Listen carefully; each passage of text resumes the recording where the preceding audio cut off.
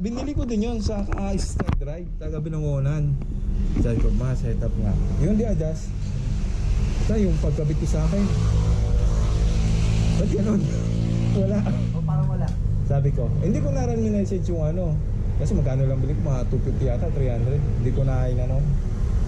Kaya nandun sa bahay, nakatambak.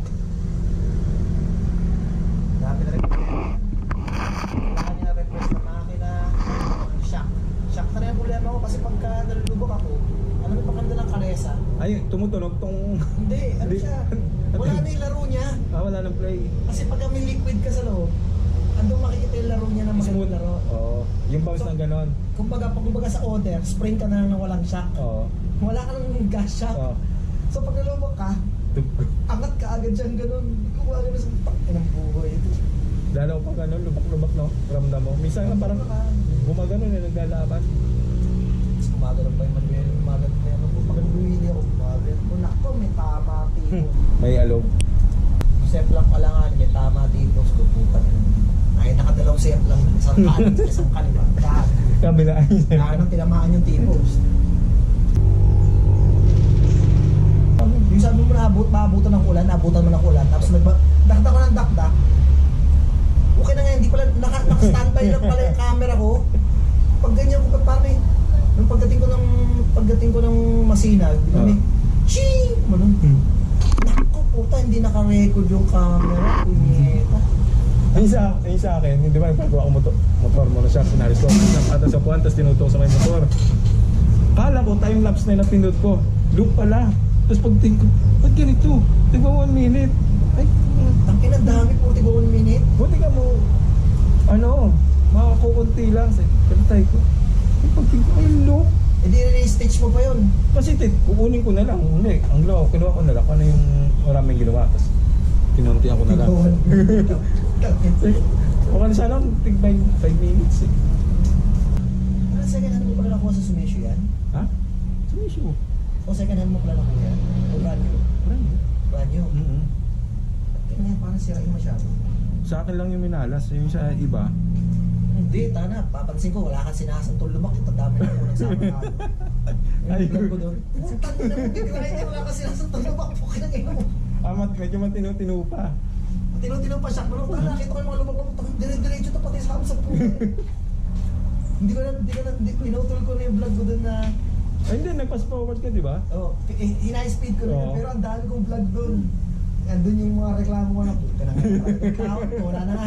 Wala na nga headlight po tara nga. Overtake pa na overtake.